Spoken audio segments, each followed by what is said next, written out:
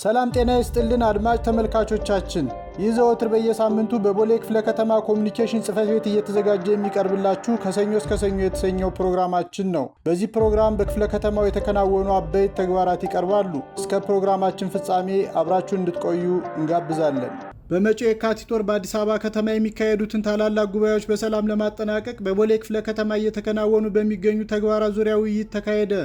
የክፍለ ከተማውና የ11ዱም ወረዳዎች የሰላምና ጸጥታ ዘርፍ አመራሮችና የፖሊስ አካላት በተሳተፉበት በዚህ ውይይት ከየካቲት 4 እስከ የካቲት 10 2018 በመዲናዋ የሚካሄዱትን 39ኛውን የአፍሪካ ህብረት የመሪዎች ጉባኤና 44ኛው የህብረቱ የሚኒስቴሮች ስራ አስፈጻሚ ምክር ቤት ስብሰባ እንዲሁም የአፍሪካ ጣሊያን ፎረም በሰላም ለማከናወን በጸጥታው መስክ እየተደረጉ ያሉ ተግባራትን በተመለከተ ግምገማና የቀጣይ ትኩረት አቅጣጫዎችን አስመልክቶ ምክክር ተደርጓል። ውይይቱን የመሩት የቦሌ ክፍለ ከተማ አስተዳደር ዋና ስራ አስፈጻሚ ዶክተር እሸቱ ለማ የአፍሪካ ህብረት የመሪዎች ጉባኤ ኢትዮጵያ ለህብረቱ ከምታደርገው አስተዋጽኦ አንዱና ለመልካም ገጽታ ግንባታ አዎንታዊ ሚና የሚጫወት መሆኑን ገልጸዋል። ስብሰባው በጸረ ሰላም ኃይሎች ሳይደናቀፍና በሰላም እንዲጠናቀቅ የጸጥታ አካላትና ህብረተሰቡ በጋራ በመሆን የክፍለ ከተማችንን የጸጥታ ሁኔታ አስተማማኝ ማድረግ ይገባል ሲሉ ዋና ስራ አስፈጻሚው አክለው አሳስበዋል።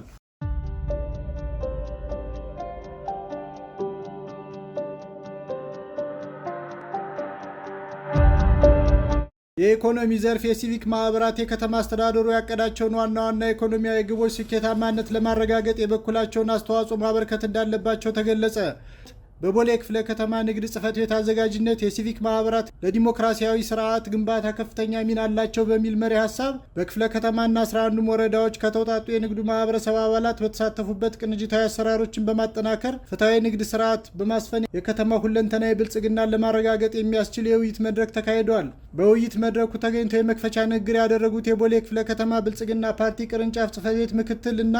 የፖለቲካ ዘርፍ ኃላፊ አቶ ተስፋዬ ሰይፉ እንደተናገሩት ከለውጡ ማግስት በክፍለ ከተማው ብሎም በከተማው በፖለቲካ በኢኮኖሚና በማህበራዊ መስኮች በርካታ ለውጦች መመዝገባቸውን ገልጸው የሲቪክ ማህበራት መብቶቻቸውና ጥቅማቸውን በኃላፊነት መንፈስ ከማረጋገጥ ጎን ለጎን ለከተማው ነዋሪ ክብርና ለሀገራቸው ልዕልና መቆም ዲሞክራሲያዊ ባህልን በመትከል በማጽናትና ኢኮኖሚያዊ ብልጽግናን በማረጋገጥ ሂደት እንዲሁም ቀጣዩ ሀገራዊ ምርጫ ነጻ፣ ፍትሐዊና ፍጹም ሰላማዊ ሆኖ እንዲጠናቀቅ የበኩላቸውን አስተዋጽኦ ማበርከት እንዳለባቸው አስገንዝበዋል። የቦሌ ክፍለ ከተማ አስተዳደር ንግድ ጽሕፈት ቤት ኃላፊ ወይዘሮ ሸምሲያ ነጋሽ ባለፉት የለውጥ ዓመታት በከተማው ለተመዘገቡ የልማት ስራዎች ማለትም በሰው ተኮር ስራዎች፣ በኮሪደር ልማት፣ በሰላም ግንባታና ፍትሐዊ ንግድ ስርዓት ከማስፈን አኳያ የንግድ ማህበረሰቡ ከፍተኛ ሚና እንደነበረው ገልጸው በቀጣይ መንግስት የፈጠራቸውን ምቹ ሁኔታዎች በመጠቀም ፍትሐዊ የንግድ ስርዓት በማረጋገጥ የከተማዋ ሁለንተናዊ ብልጽግና በጋራ እውን ማድረግ እንደሚገባ አመላክተዋል። የክፍለ ከተማው የንግድ ዘርፍ ማህበራት ምክር ቤት ሰብሳቢ አቶ አለባቸው ደጉ በበኩላቸው እንደተናገሩት ማህበሩን አሁን ካለው አቅም በላይ የበለጠ በማጠናከር ፍትሐዊ ንግድ ስርዓት እንዲፈጠር ለማድረግ ከአስተዳደሩ ጋር ተቀራርቦ በመስራት የከተማዋን ሁለንተናዊ ብልጽግና እንዲረጋገጥ በቅንጅት ይሰራል ብለዋል። በመድረኩ የኢኮኖሚ ዘርፍ ተዋናያን በሚል ርዕስ የመወያ ሰነድ የቀረበ ሲሆን በአዲስ አበባ ከተማ አስተዳደር ባለፉት የለውጥ ዓመታት በኢኮኖሚ በማህበራዊና በፖለቲካዊ ዘርፍ የተመዘገቡ ስኬቶችና የንግድ ማህበረሰቡ የነበረው ሚና በተመለከተ በዝርዝር ቀርቦ ይተካሄዶበታል።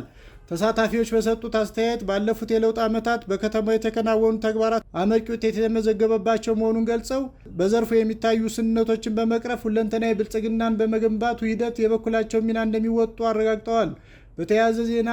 ጽሕፈት ቤቱ በንግድ ሕግ አሰራር የሸማቾች መብት ጥበቃ አዋጅ ቁጥር 813/2016 ዙሪያ የክፍለ ከተማና 11ዱም ወረዳዎች የተውጣጡ የዘርፉ አመራሮችና ባለሙያዎች፣ የሸማች መብት ጥበቃ ማህበር አባላትና ሌሎች ባለድርሻ አካላት በተሳተፉበት የግንዛቤ ማስጨበጫ መድረክ አካሂደዋል።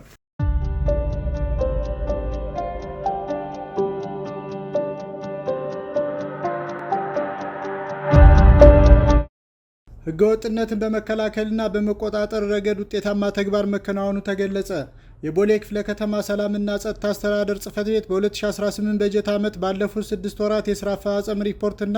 የቀሪ ወራት እቅድ ዙሪያ ከ11ዱም ወረዳዎች ከተውጣጡ የዘርፉ አመራሮችና ባለሙያዎች፣ የጸጥታ አካላት፣ የሰላም ሰራዊት አባላት እንዲሁም ሌሎች ባለድርሻ አካላት በተገኙበት የግምገማ መድረክ አካሂደዋል። በመድረኩ ባለፉት 6 ወራት የሰላም እሴትን በመገንባት ወንጀልና ህገወጥነትን በመከላከልና በመቆጣጠር የህግ የበላይነትን በማረጋገጥ የባለድርሻ አካላት ተሳትፎ በማሻሻል ህገወጥ ተግባራትን እንዲሁም አዋኪ ድርጊቶችን መከላከል መቻሉን እንዲሁም የአደባባይ በዓላት ያለምንም የጸጥታ ችግር መከበራቸው አገልግሎት አሰጣጥና የመልካም አስተዳደር ችግሮች በቅንጅት አሰራር በመፍታት የተሻለ ውጤት መመዝገቡን የመወያያ ሰነዱን ያቀረቡት የቦሌ ክፍለ ከተማ አስተዳደር ሰላምና ጸጥታ ጽሕፈት ቤት የኦፕሬሽን ስራዎች አስተባባሪ አቶ ደጀኔ ጎሹ ገልጸዋል። መድረኩን የመሩት የአዲስ አበባ ከተማ ሰላምና ጸጥታ አስተዳደር ቢሮ ምክትልና የጸጥታና መረጃ ዘርፍ ኃላፊ ዶክተር ወንድማገኝ ታደሰ እንደተናገሩት ክፍለ ከተማው የሰላም ሰራዊቱን ከጸጥታ መዋቅሩ ጋር በማቀናጀት ወንጀልን በመከላከልና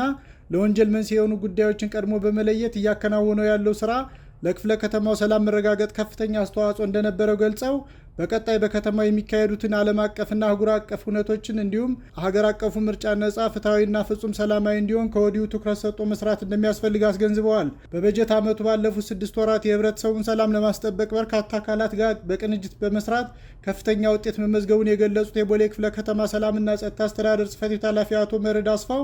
በቀሪ ወራትም ህብረተሰቡን ያሳተፈና ብሎክን መሰረት ያደረገ የጸጥታ ችግሮችን ለይቶ ከጸጥታ መዋቅሩ ጋር በቅንጅት በመስራት ቀጣዩ ሀገራዊ ምርጫ ፍጹም ሰላማዊ ሆኖ መጠናቀቅ እንዳለበት ገልጸዋል። ተሳታፊዎች በሰጡት አስተያየት ዘላቂና አስተማማኝ ሰላምና ጸጥታ ለማስጠበቅ ከምንጊዜውም በላይ በትኩረት እንደሚሰሩ ገልጸው በቀጣይ የሚካሄደው ሀገራዊ ምርጫ በየአካባቢው ያለምንም የጸጥታ ችግር እንዲፈጸም የበኩላቸውን ሚናም እንደሚወጡ አረጋግጠዋል።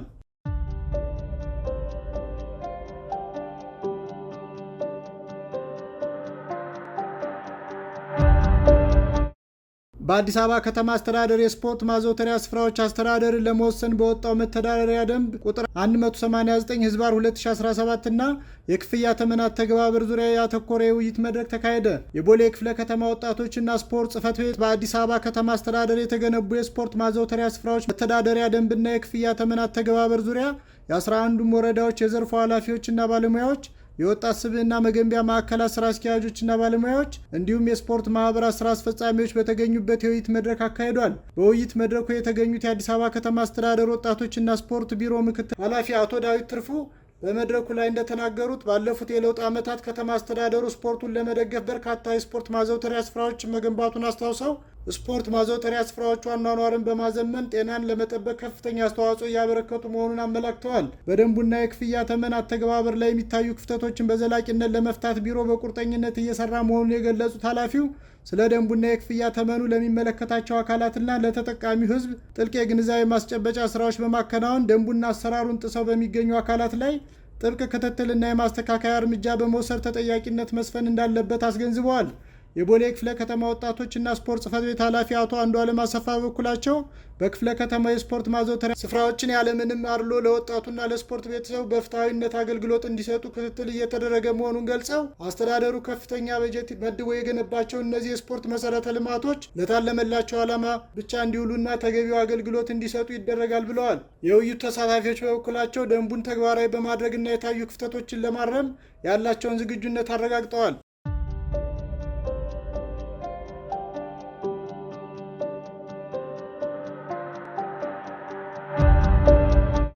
በድሬዳዋ ከተማ አስተዳደር ጤና ቢሮ ስር ከሚገኙ የጤና ተቋማት የተውጣጡ የጤና አመራሮችና ባለሙያዎች በቦሌ ክፍለ ከተማ የልምድ ልውውጥ አካሄዱ። በቢሮው ስር ከሚገኙ የተለያዩ የጤና ተቋማትና የጤና አጠባበቅ ጣቢያዎች የተውጣጡ የጤና ዳይሬክተሮች፣ ኦፊሰሮች እና የጤና ባለሙያዎች እንዲሁም የአዲስ አበባ ጤና ቢሮ ተወካዮች በቦሌ ክፍለ ከተማ አስተዳደር ጤና ጽሕፈት ቤትና በስሩ በሚገኘው የወረዳ 14 የድል ፍሬ ጤና ጣቢያ ተገኝተው የልምድ ልውውጥ አካሂደዋል። በልምድ ልውውጡ በማህበረሰብ ጤና መድን አገልግሎት መረጃ አያያዝና መረጃን ከማዘመን ጋር ተያይዞ የተመዘገቡ ስኬቶች፣ በፋይናንስ አያያዝ አዳዲስ የጤና መድን አባላትን ከማፍራት አንጻር ባለሙያዎች እንዲሁም የፖለቲካ አመራሩ ተቀናጅተው በመስራታቸው ከእቅድ በላይ ውጤት ማስመዝገብ መቻሉ፣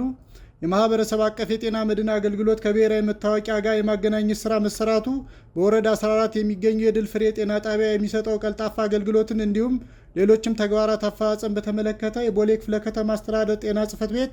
የማህበረሰብ አቀፍ ጤና መድን ስራዎች አስተባባሪ አቶ በላይ አስፋውና የድል ፍሬ ጤና ጣቢያ ስራ አስኪያጅ አቶ ሀብታሙ በረደድ በኩል ማብራሪያና ገለጻ ተደርገዋል። ተሳታፊዎች በበኩላቸው ልምድ ልውውጡ የተቋማትን አቅም በማጠናከር የጤና አገልግሎት ጥራት እንዲሻሻል እንደሚያስችል ገልጸው በልምድ ልውውጡ ያገኙትን ምርጥ ተሞክሮ ወደ ተቋማቸው ወስዶ ተግባራዊ እንደሚያደርጉት አረጋግጠዋል። ውድ አድማጭ ተመልካቾቻችን ለዛሬ ያዝናቸው መረጃዎች እኒህን ይመስላሉ። በቀጣይ ከሰኞ እስከ ሰኞ ፕሮግራማችን እስከምንገናኝ በደህና ቆዩ።